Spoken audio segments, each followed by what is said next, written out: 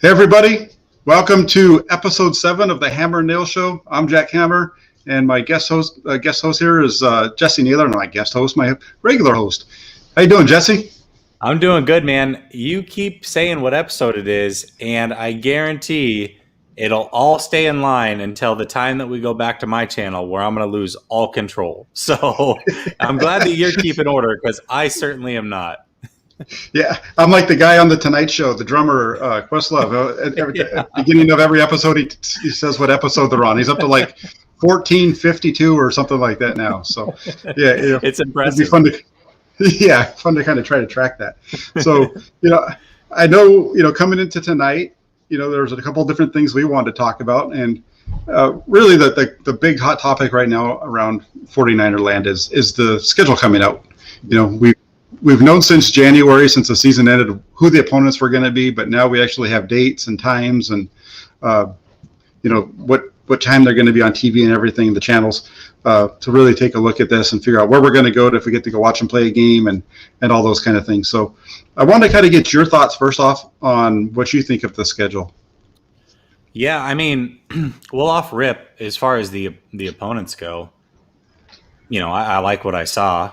One of the things that I notice is anytime a schedule comes out or a pre-schedule comes out where if you're home or away and who you're playing, you like to pick wins and losses. But then when the actual schedule comes out and you see how those games are scheduled, it definitely can change some things. And it did for me. But at the end of the day, I still have us winning 13 games. I have us going 13-4. The 4 losses that I had were to the Cardinals, to the Colts, to the Seahawks, and to the Titans. And okay, here's how I broke it down. And the reason that I did this is I actually have a bet with somebody who thinks that the Niners are only going to win 6 games. So here's the bet. If they win 10 games, it's a wash. Every game they win over 10, I get $100. Every game they win under 10, he would get $100. All right. So I wanted to, before I jump into this bet, I want to really break it down statistically, give some probabilities, see how good I feel about it. And here's my thought process. We have 7 games that I have as a 95% probability that we win. That's the Lions, the Eagles, the Bears, Jags, Bengals, Falcons, and Texans. So in my mind, all right, that's 7 games right there. All I got to do is win 3 more out of the next 10, and I'm breaking even worst case scenario. So then I went down to a 75% probability. I've got the Packers and Vikings that fall into that. I just think the Packers overall, they struggle against teams that pound the rock. We saw what happened when we played them in 2019. That same situation reared its ugly head again for the Packers when they played Tampa Bay last year. And they've done nothing to address it. And by the way, the 49ers have just gone out and gotten stronger running backs and stronger people on the line to make that even worse for them. Even if we struggle defensively, I don't see how they get us off the field. I really can't see it. So I put them in the 75% category along with the Vikings. And then I have 7 games that fall in that 50-50 category. That's the 6 divisional games and then the game against the Colts. I really respect what the Colts are doing. Now, I do like that we're playing the Colts off of a bye. That's always helpful. But even with that said, there's going to be a lot made of Buckner playing the 49ers. Buckner's going to play very, very well. He has a little something for us, I'm sure of it. And I just respect the Colts organization. I think they do things right over there, and they've got a very good team. And then the game that we are almost guaranteed to lose, I put it at 25% probability. That is the Titans. And the reason is it's not just the Titans are a good team, which they are, but we are playing them on a Thursday night game. We go from playing a home game Sunday, and then we have to play them on Thursday in Nashville with travel and everything included. It's a recipe for disaster. So for me, that's the one game that I look at and say, all right, that's the one scheduled loss for sure on this whole 17-game season. obviously we're going to lose more than one game, but that's the one that I'm like, if we win that one, we're definitely rolling.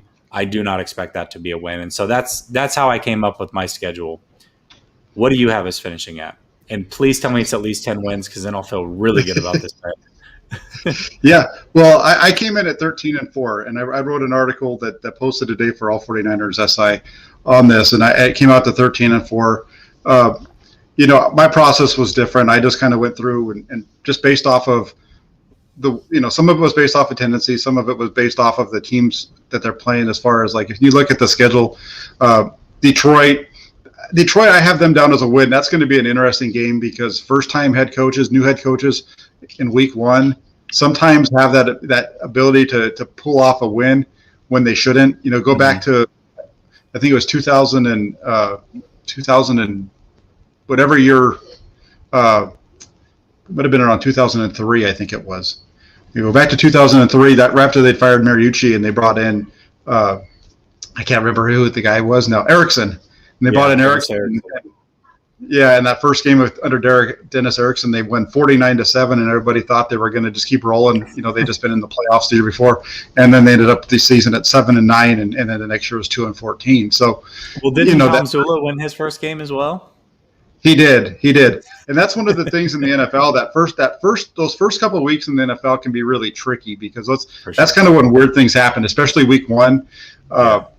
Week two isn't quite as often, but week one can be really. You can see some really funny stuff happen there. But I have them winning, really going all the way through. My 4 losses end up being to Arizona, in Arizona. I have them losing the Chicago game, and I'll explain why in a second.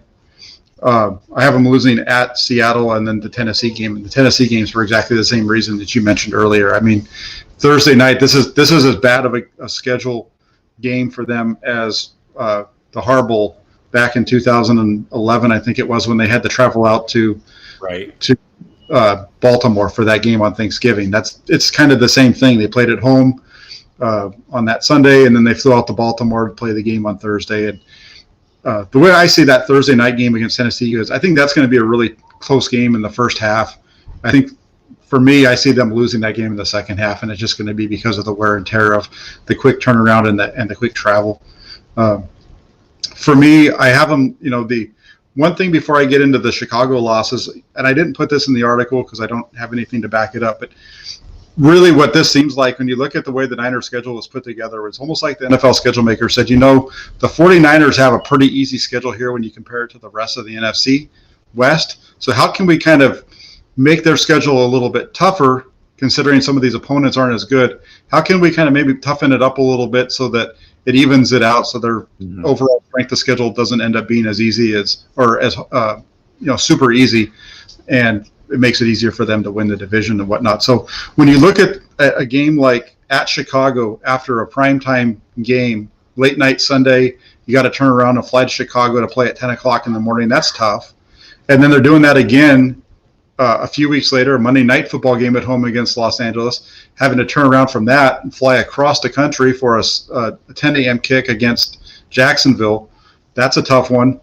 Jacksonville's not expected to be a good team, but when you put in that travel element, I think that makes it a little bit of a tougher matchup for them. And the same thing with the Cincinnati game, where they have to go from Seattle on a Sunday night, come back home, get home at midnight, early in the morning on Monday, and then turn around and fly out to Cincinnati for a game at 10 o'clock in Cincinnati. There's just some really tough travel that's involved in this schedule. So I have them at 13-4. That's what I just explained. That quick turnaround is why I have them losing to Chicago. Of those 3 games that they're involved with in that situation, Chicago is the best one. They have a pretty good defense. I understand their quarterback situation isn't great, but I think you add their defense. I think Andy Dalton beat the 49ers last year. Yeah. If he's still starting at that point, and if I have it as a loss. If it's Justin Fields, I might change my prediction here, but that's kind of how I came to this, and Yeah, that's fair. Josh says that he likes the bet, so that's good. All right. I got 2 in my corner, it sounds like. And Harold says last season was supposed to be somewhat of an easy schedule as well, but injuries killed us. Well, that's true.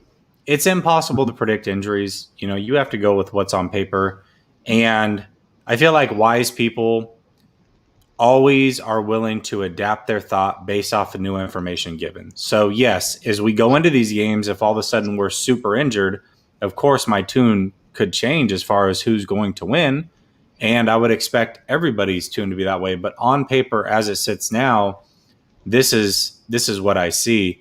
And by the way, the last season, not only were they beat up, that was the most games missed ever by a team in NFL history. So the odds of that repeating, let alone not just this season, but to the 49ers is so slim to none that I'm not too worried about that. Yes, injuries will happen. And that's a big reason. And I want to ask you why you have the Rams losing twice to us, because I also have us beating the Rams twice. And the big reason for me is because they lost so much depth that when those injuries happen, because 17-game season, we know they're going to happen, that I don't feel like they have the pieces in place to remain competitive, quite frankly. So that's where I'm at with it. I just expect them to take a fall back this year, and I actually have them finishing last in the division. Why did you have us going 2-0 against them? Well, a big part of going 2-0 against them was I think the 49ers are a better team now than they were last year. And they were able to go and beat the Rams twice last year with an inferior team. Really, with it compared to this year, they were able to go and, the first game, Garoppolo could barely throw the ball down the field, and it was just a lot of the Jimmy Gimmies and that kind of stuff that really won that game. And then they went down there the next time and pulled it off with Nick Mullins. So for me, when it comes, that's why I have them winning those two games. I do think those if one of those games might be one of the, if you look at their record going from 13 and starting to drop down, possibly would be one of those Rams games. And the reason I said is I've been kind of, there's a difference definitely, I think, between Jared Goff and Matthew Stafford. I think Stafford's a better quarterback. He's going to make the Rams better. So they may lose one of those two games. I wouldn't be shocked if they do. But just looking at it on paper and just kind of thinking through how this has played out, I think the 49ers have swept them now 2 years in a row. They have.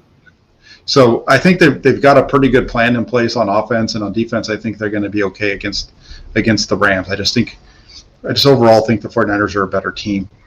Okay, that's fair. And you can see, and to your point, I mean, we're doing this in May, so there's a long time here between where we're making our evaluations of the schedule, and we'll probably be coming back and doing this right before the season starts. And at that point, we're going to know the team, and we're going to know all of the teams. If I was to look around the NFC West right now, I think it's going to be I know this was a topic for later, but I think the Rams. Let's get into it.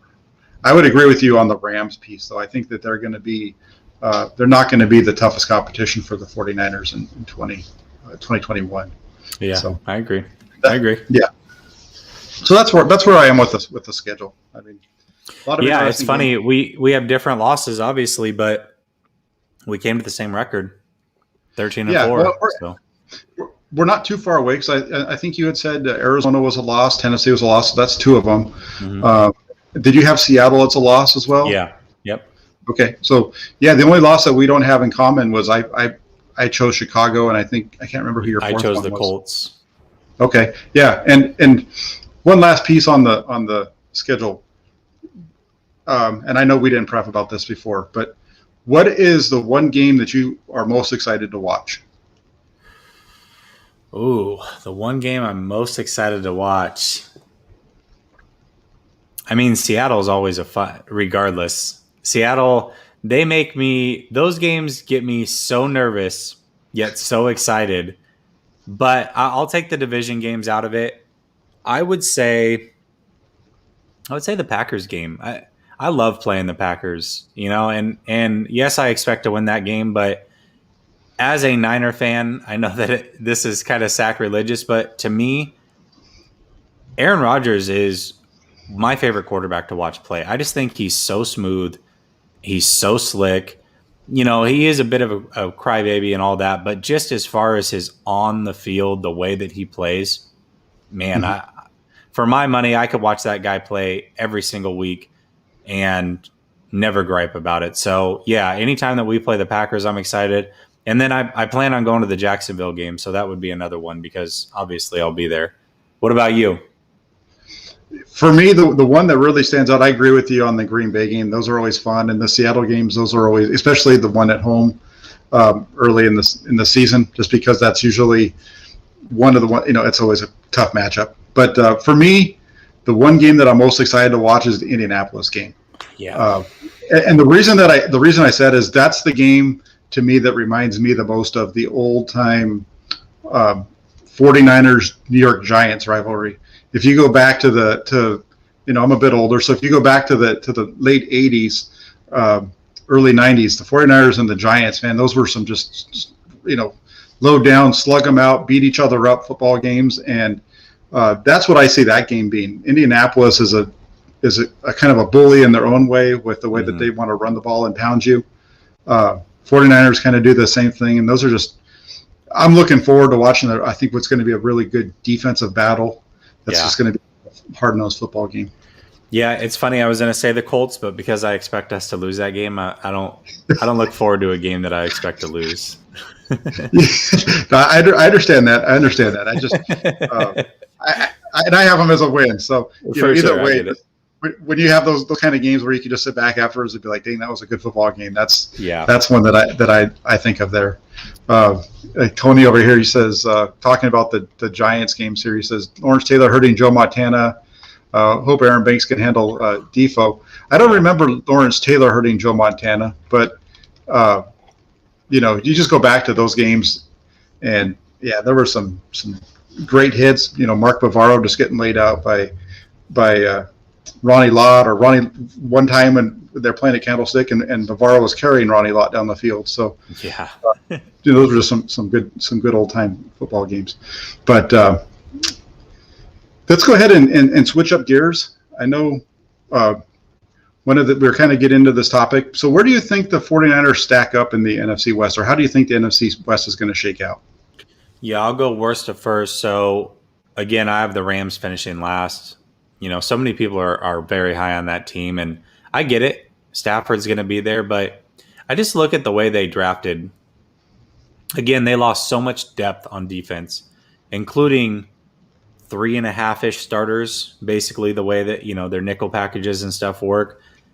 And they didn't really do anything to address those positions until round 4. I think it was like 4, 5, and 7 in the draft. And then as far as offense went, them taking a receiver right away with their first pick when they already didn't have a first rounder, I thought that was a major mistake. They have Whitworth, who's a very good left tackle, but he's extremely old. And I just feel like they don't have any depth, and attrition of the season is going to get a hold of them. So let me remove that, because obviously you can't predict injuries.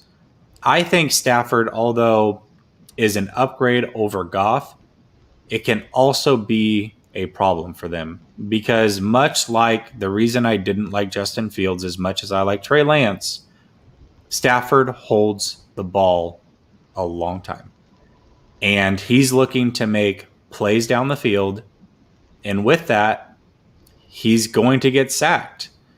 And if you look at the landscape of the NFC West, there are dogs all over those defensive lines. So for me, I think while big plays can happen, it could be a disaster for them. And I could see McVay also falling in love with his arm a little bit, dialing up some long developing plays.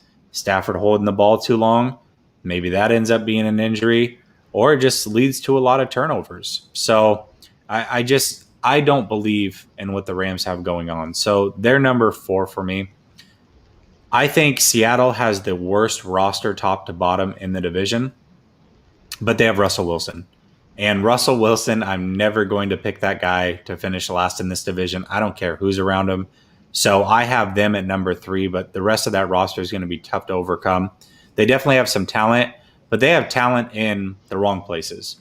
They have talent in the soft positions, I guess, receiver, right? That's not the place. If I'm building a team, that's not where I want my best talent outside of my quarterback. Mm-hmm. I want it in the trenches, and they don't have that. And then I have Arizona at number 2. I feel like they're talented top to bottom. They do have a couple holes as far as the secondary might be a little bit of an issue at the corner positions. Running back, they have decent guys there, but nobody that really scares you. So I have them at number 2. I think Kyler Murray is extremely good. It's funny. Kyler Murray is one of those guys across the league that people either really think is really good or super overrated. There's not really an in-between for him, and I think he's really good. So I have them taking a step forward. I have them finishing second.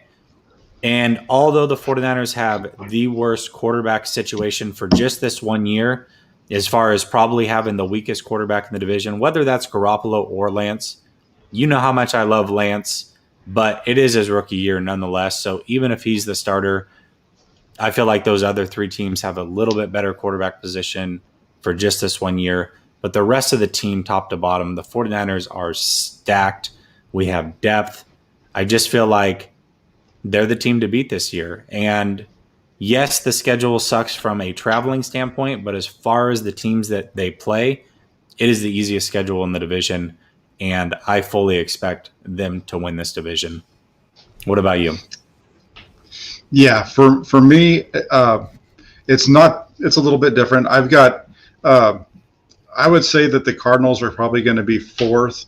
It's going to be between the Cardinals and Los Angeles. I'm not a big believer in Kyler Murray. That's why I kind of chuckled when you said, with Kyler Murray, you're either really high on him or you're really low on him.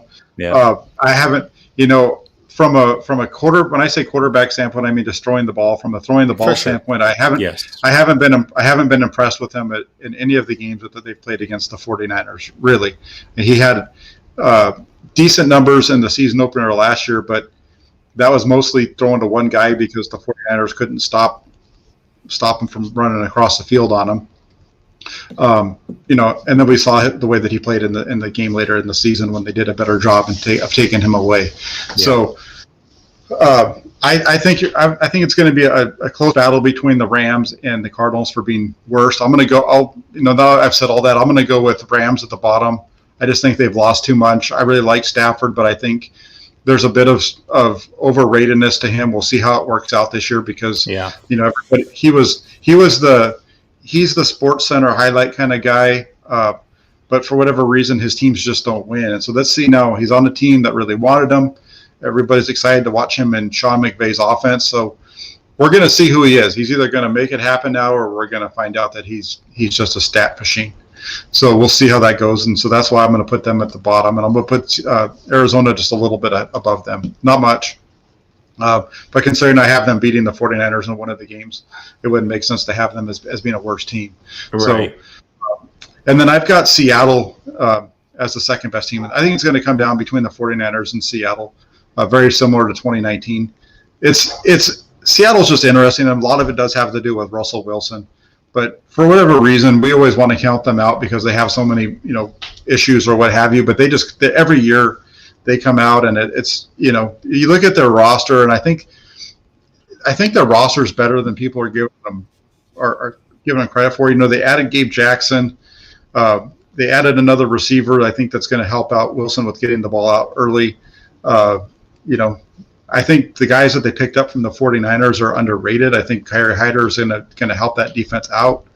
And I actually think that Witherspoon's going to play very well for them. So the losses they had in their secondary, I don't think are going to be as bad as most of us 49er fans thought. I thought they did a good job. So what I'm going to say anyway is I'm going to end up with the coming down between those two teams. I think the 49ers will probably end up winning the division if they stay healthy and keep on track. But I've got Niners, Seahawks, Cardinals, and then Rams as far as the NFC West. Yeah, I agree with you, by the way, with Ahkello Witherspoon. Obviously, he didn't pan out the way that we had hoped here in San Francisco, but Seattle's one of the few teams that actually still teaches a lot of technique at the corner position. A lot of times you get in the NFL and you're expected to learn these things in the offseason with your personal coaches. And yeah, you're going to get some things from your position coaches, but a lot of times you're not going to learn a ton of technique. And Seattle, Seattle still does it, and they do it at a high level. They turn a lot of average DBs into pretty good players. There's a lot of guys over there getting paid, and they also are willing to let people walk, which tells you they have a lot of confidence in what they have going on over there. So, yeah, I think Akello is going to play pretty good, which sucks because we already saw it once, and now we're about to see it again 2 years in a row with a defensive back player. Yeah, I think so too. So it'll be interesting. And Tony's got a couple of questions over here that are pretty good. His first one was, do you think if Kyler got into a Shanahan system in 2022, would he be better suited for that kind of an offense? What do you think? If Kyler, maybe. I don't know. I feel like he's a bit of a wild card. He likes to just play a little bit too free for Shanahan's liking. If Shanahan could rein him in, yeah, sure, but I just don't see that being a good pairing. Yeah, I don't either. I think there's a part of Kyler Murray's game that reminds me of Justin Fields' game, and that is I don't think he really sees the field all that well. So That's why you see him running around as much as he does, because he's not really seen it when he needs to, and so then he's got to take off and go. And it's funny because I just broke down the Clemson game against Notre Dame for Aaron Banks on Tuesday with Grant, and that's one of the things that just jumped off the screen to me about Ian Book from Notre Dame was how he doesn't see the field and he's running around like a chicken with a head caught off. But that's just because half the time he doesn't know what's going on or doesn't see it. There's a few times where he just doesn't see the open receiver and has to take off running. Yeah, it's funny because he reminded me of a poor man's version of Jeff Garcia. He reminded me so much of Jeff Garcia, the way he'd run around and throw the ball, but it was just a really bad version of Jeff Garcia. Yeah, I agree. And then Tony said here, Kerry Hyder opposite Carlos Dunlap does scare me. Then you got Adams coming down the blitz. So, yeah, I mean, I see that as well. I mean, that defense I think it's going to be tougher than people are thinking. Kerry Hyder's had 2 good years. One with the Lions, one with San Francisco, and he had the same line coach. He is no longer, he's still with the 49ers. He is not with Seattle. So I don't know. We'll see about Hyder. I think he's a journeyman that catches lightning in a bottle every once in a while. Yeah. Did you see this stupid question by this Grant? What is it, Grant Cones? Wild card guy over here. I saw that. He says, what happens when all 4 NFC West teams finish 10-7? That's where everybody thought it was headed last year, right? At one point early in the season, everybody expected it to be, 4 teams out of the NFC West. If they all finish off at 10-7, who's going to win, Jesse? The 49ers will, because they would have beaten the Rams twice, and they'll be 1-1 against the other teams. They'll have the best in-division record, and they'll win the tiebreaker. Good. I have to look at all the different tiebreakers to figure that one out. Dang. It's the same thing that happens when the whole NFC East goes 8-9. Right. Yeah, exactly. Or the NFC East. That's right. Yeah. Did I say the AFC East? Yeah, you did, but that's okay. Oh, I meant thank you for picking me up, Jack. You know what I meant. The AFC East is not a whole lot better, but And then this guy just keeps Kerry Hyder gets to face Mike McGlinchey twice a year, though. So that is true. I mean, that might be part of helping out. Do you have an admin of the chat? I think somebody needs to mute this guy. Right. He's right, though. I mean, Mike McGlinchey. Yeah, that's a good point, Grant. That's a very, very good point, sir. Yeah, and then we got a more serious person over here saying, hey, Jack and Jesse, new to the channel. What is your opinion on the Falcons game being potentially a trap game? So it's funny that he brings that up, because when I was looking at it, I did have it as a little bit of a trap game. But then I remembered that they were the exact same trap game 2 years ago, and I cannot see the 49ers letting that happen again. With that team specifically, there's always a loss that you can't account for, and there's usually a win you can't account for. So it kind of evens itself out. But for me, there's no way that they let it happen with the Falcons again. You actually already have the one trap game, and that's the Bears. So good kudos to you for putting it in way preseason, basically. Yeah. I that Atlanta one, I agree, and I wrote that in my article too. They let this happen. It's funny because they played them in Week 15 of 2019. They're playing them in Week 15 this year. And if you remember back in 2019, it was kind of the same situation at the end of the year. They're getting right. It was right before they were getting into 2 tough division games to finish the season out. So I don't think they're going to let that happen again. I think the 49ers offense is going to be good enough to where they're going to be able to run the ball well and really help their defense out. And I think pull this one out. Yeah. So let's see what. Got one other one here from Horatio. Let's check out his. Jack and Jessie, which game are you most excited about, not counting NFC West teams? We talked about that already, Horatio. We need to get to the point where we're actually taking your money for these questions. But I'll repeat it again. For myself, the game I'm most excited about outside of the NFC West is the Indianapolis game. And like I said the first time around, it's all because of the physicality of the two teams. I think it's going to be a really tough battle. Kind of a throwback game to the Giants Niners games of the late 80s, early 90s. And Jesse, which one was yours? I had 2. Packers, obviously, because those are always fun games. But I'm going to the Jacksonville game. So if I'm going to the game, then I'm definitely looking forward to it. There you go. All right. And then let's kind of switch up gears here. I wrote an article. Let me answer this question because there's a lot of people saying that that we don't have super chat turned on. It's not something you can enable. You have to get monetized. So YouTube you have to be at 1,000 subscribers. So make sure you subscribe because Jack is well on his way there, and you have to have 4,000 watched hours. So should be pretty good there because Jack does video breakdowns, and I know people love watching that, all 22. So that should be good there, but it'll be a little bit. He'll be there. He's getting close, and I'm getting close as well. So, yeah, and it definitely ramped up in the last few weeks. So everybody, if you're watching and you're not subscribed already, subscribe to it, and there'll be all kinds of fun stuff going on.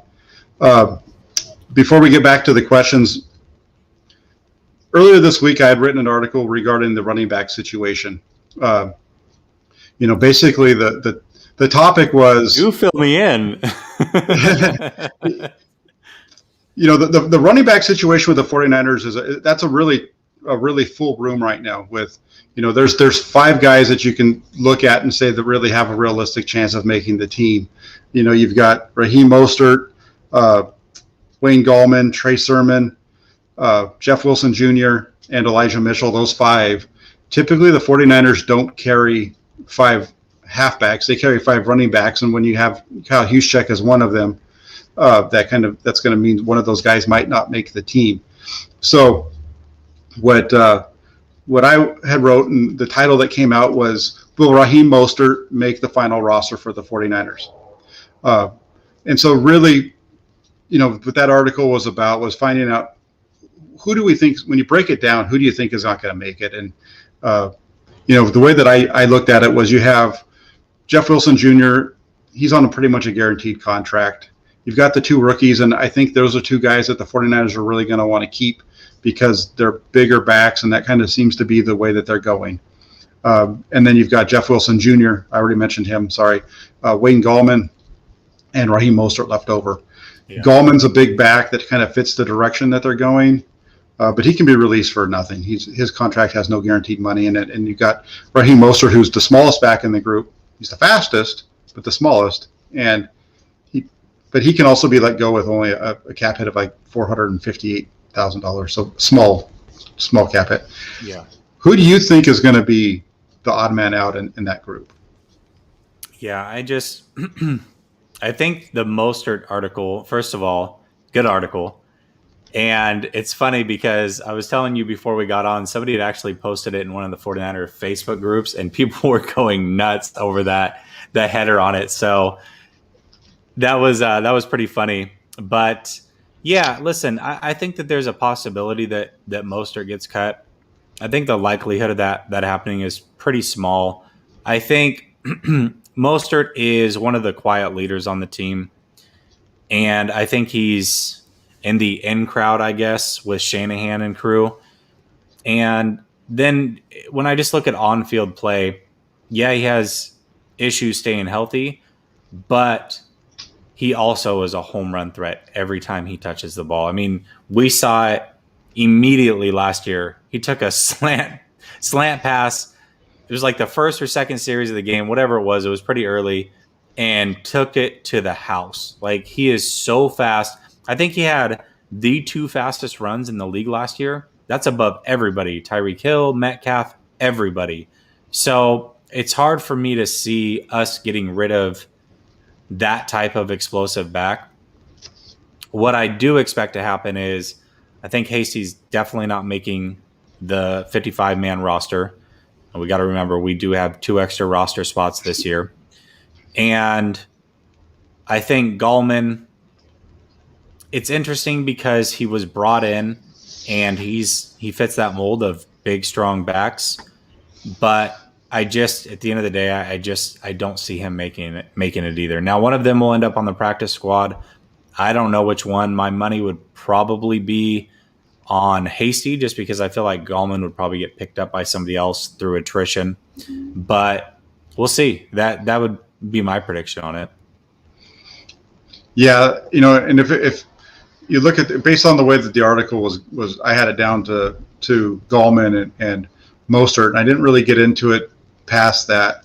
I just kind of mentioned the thing with Mostert that's scary is he does have that ability. He is that home run hitter, right? He is that guy, 100%. But at the same time, he's not a guy that can carry the ball a lot. He's got to be his touches need to be limited. He's got to be kept to about, in 2019, part of the reason he was healthy at the end of that season was they really didn't let him touch the ball a whole lot throughout the first half of the year. It wasn't until the end of the season that they started using him, when they started to phase out Matt Breida, and then they started using him more often. So, in 2019, he only ran the ball less than 10 times a game, average. Yeah. He averaged about 12 carries a game over the last 8 when you include the playoffs and everything. But one of those playoff games was 29 carries too. So, with him, I think if you're going to keep Mostert around, you've got to be able to have limit his touches. The other thing that plays to his benefit is that if he does become where he's not your starting running back or a guy that's going to play all the time, you can move him back to special teams. He's a great special teamer. Yes. And that's something that the other guys, as far as we know right now, don't bring to the table. So he brings that for you as well. So it'll be interesting to see how that room shakes out. I don't necessarily like the fact of them getting rid of Mostert, but I think it would be understandable for him to not come back. I mean, one of the people on Twitter basically who had I think just read the title of the article without reading the article. That's what most people did, clearly, by reading some of the comments. Yeah, he just he was going on and on about it, and what I said to him, he talked about how he was explosive, the most explosive back in the 49ers running back room, and I agreed with him. I said, yeah, you're 100% right. He is extremely explosive. The problem with Mostert is that he's so explosive, if you continue to give him the ball too much, he's going to blow up like a Tesla rocket when it tries to come back down to earth. So, that's the only thing with him. Just got to limit his carries, and if you're going to keep him around for this final year of his contract, just limit him. And I think that kind of plays into why they went out and got Sermon and Mitchell and the depth that they have in the backfield. Yeah, the other thing that I think about too is let's look at Breida from the year before, right? He was supposed to be that guy. He was our home run threat. All the things that we're saying about Mostert right now, we basically could say about Breida going into that 2019 season. He got injured much like Mostert did. Now, he also started to have some fumbling issues, which Mostert doesn't necessarily have, although he can cough it up from time to time. But, it wouldn't shock me because we just went through this with Breida. So you never know. I still feel like he'll make the team, and we'll see where it goes from there. But I expect him to be there. If we can get him 8 touches a game, or turn him into a kickoff returner plus those 8 offensive touches, something like that, I would love it. Yeah, I agree with you. I don't think he's going to be cut. I wouldn't be completely shocked just based on the injury history. He's kind of like the Jimmy Garoppolo of running backs. He is. Yeah, he definitely is. So, yeah. So that's where I was there. I don't know if you saw any. Was there any questions that were any good over here? Well, they were talking about Elijah Mitchell possibly being the guy that they move over to the practice squad, but somebody nipped that in the bud pretty quickly, saying he would get picked up. I agree. I mean, 218 pounds. He runs a 4.340. I mean, 4.340. So that's whatever. Right, and that's part of why I think that's why looking at this and I'm saying it's going to be either Gallman or Mostert. And I think if you're looking at a practice squad, I forgot what is the roster this year? I know the roster numbers have changed. Yeah, it's 55 on the active. Okay, so the 50, who knows? Maybe the 49ers, because of the extra 2 guys, maybe they go ahead and carry 5 running backs, and this whole conversation ends up being null and void in the end. They're going to get to carry 2 guys.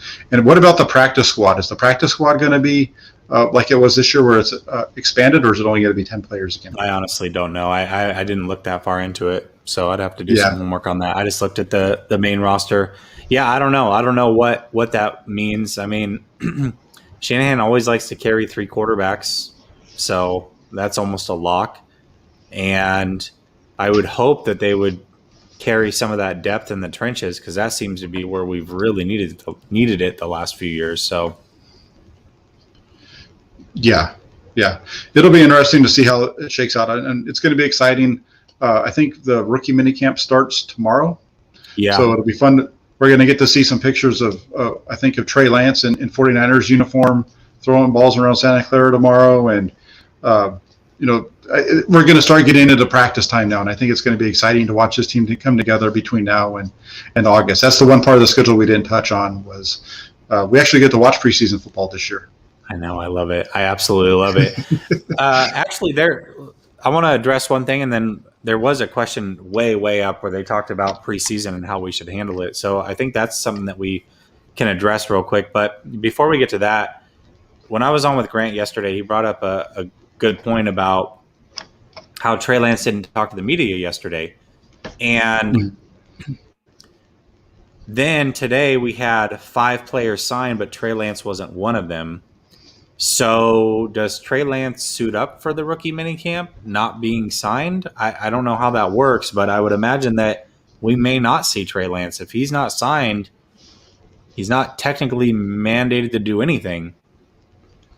Well, typically, I think what happens is there's some agreements that can be signed for injuries and things like that where these guys usually do end up working out. So it'll be interesting. You're right that I haven't seen his name as being one of them signed. Trey Sermon hasn't been signed, I don't believe either. No. And the other one that I don't believe is signed is Ambry Thomas. I think the other 5 are signed. So, but if I remember correctly, there's some agreements and things that they can sign that would allow them to participate in the practice while the contracts are getting negotiated, because the contracts are the contracts. They're pretty much guaranteed. It's not like they're trying to figure out how much they're going to get paid. Trey Lance already knows how much he's going to get paid. A lot of the times these rookie deals get slowed down because of things like offset language and stuff like that. Harold, so he's got this question, but he also answered the question we looked up earlier. He said Google shows 12 players in 2021 for the practice squad. So there you go, 12 players. Yeah, that's getting back more to normal. I think it was 10 before, so 12 makes sense. Yeah. So his other question is, how should the 49ers approach the preseason games? With caution to avoid injuries? Yeah, I mean, with caution to a certain extent. I think Trey Lance needs to get 2 quarters minimum in every single one of those games. Like, this is his time to for sure play. He may start the season, he may not. We don't know what's going to happen with him in the regular season, but in these games, 2 quarters minimum every single game. He needs to be out there, if not 3, to be honest with you. Yeah, I agree. I think the approach should be. I think the approach should be what they've always been. Is you kind of play your starters for about a series or 2 in the first game, ramp it up to about a quarter, maybe a quarter and a half in game 2, and then game 3 you play them for maybe the whole half and into the beginning of the second. That's Well, at least the that's problem at is least I think there's only 3 preseason games though. So I yes. think number 2 would be that dress rehearsal. Well, the good thing about the preseason is that there is a bye week between that third game and the start of the regular season. Oh, so, okay. All right. So you could kind of keep that same, and I think you'd want to have your starters maybe play a little bit more there, knowing that they're going to have that longer break. Who knows? Yeah. We'll see. But I think you've got to approach this as by the time they get to the preseason, the 49ers are, I think, a team that for the most part they know who their first team guys are. They've really got to focus on building up their rookies, because they have a big rookie class this year with 8 incoming guys, right. Plus a couple undrafted free agents, at least one I think or 2 that I think they're expecting to make the team. So they've really got to ramp those guys up quick, and this is a huge benefit for these guys. It's not guys like Kinlaw, who was out there last year. People thought that he had struggled a little bit because they didn't have that off-season program, and now he does. So that takes that excuse away. So he should definitely be able to step up. We would think. Yeah, this is good, by the way, not only for the product on the field as far as injuries, but the product on the field as far as getting these guys time to ramp up. This is what makes Hard Knocks fun, right? When you watch Hard Knocks series, it's those fringe players that you always fall in love with one and he never ends up making the team. We didn't get to see that last year because we didn't get to see him go through the process of preseason. That happens, by the way, on every single team across the league. So this is what the NFL is all about. You've got guys chasing their dreams, getting one last chance to really make an impact, try to be an outside flyer to make a team, whether you're an undrafted free agent or what have you, maybe make a practice squad, something like that. But this is what we missed last year, so I'm happy that we get it. Yeah, that's always fun. But the best part about preseason, especially that first preseason game, is just turning it on and seeing the helmets on the field again, right? And knowing that it's coming. And that's what at least that's the part for me that always excites. Just turn it on and see the helmets of all the different teams on the field, and just it's coming and it's right around the corner. So sure. Looking forward to that. It'll be great to get that preseason going, and we'll see where it goes from there. For sure. We hit all the topics. I think we did, and we're getting towards the end here. I think we hit on them all pretty much and did a pretty good job there. According to Hammer and Nayls, everybody, just remember that we both said that their friends are going to be 13-4. So we are the sunshine group. If you hear anybody that starts to downplay the 49ers' chances this year, just remember just to come back here and we'll help you guys out, because this is the group that's going to be the most realistic, but also we're pretty positive. I think our positivity is interesting, because both Jessie and I are guys that aren't going to be positive just to be positive. For sure. And it goes to show how well we feel like they've done throughout this offseason and building this team up and through the draft and things like that. Yeah. And that's where the optimism is coming from. So we're going to make the 49ers earn it for sure. If we're going to be positive, I'm a fan, obviously, but I'm not one of those fans that it's just like, hey, just let the GM do their job, guys. Don't worry about it. No, I'm going to critique every little move they make. It's why I gave them a B for their full offseason grade. It's just kind of what it is. Like, I'm going to be very honest, but I just look at that schedule and I see 13-4 written all over it. Maybe 12-5, but I think it's going to be a good season to be a 49er fan for sure. Yeah, and I agree with you. I would have put the same number down, same grade down of a B. I had their off season as like a B- maybe, and then I had their draft as an A-. So you put those two together and you end up with a solid B. Really good above average grade.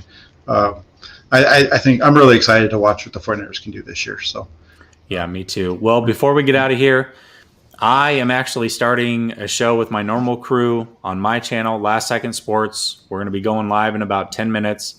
We're doing the AFC divisional rankings, power rankings. So tune in over there. Make sure that if you are not subscribed to Jack's channel, do so. Go watch all of his film breakdowns. Help this man get monetized. He deserves it. He works extremely hard. Not only does he write articles for Sports Illustrated, but he's touring on everybody's channel, it feels like. Then he's got his own thing, And trust me, those film breakdowns are no joke. I guarantee he's putting in a minimum 4 or 5 hours before he even goes live and puts in an hour with you guys. So show him some love, give him some likes, give him the subscriptions. He absolutely deserves it. Thanks, Jesse. And I got to throw some love Jesse's way too, because my shows, I've been wanting to make them better, and I actually went to Jesse, and he put some stuff together for me. I can't wait to kind of debut it with a nice opening.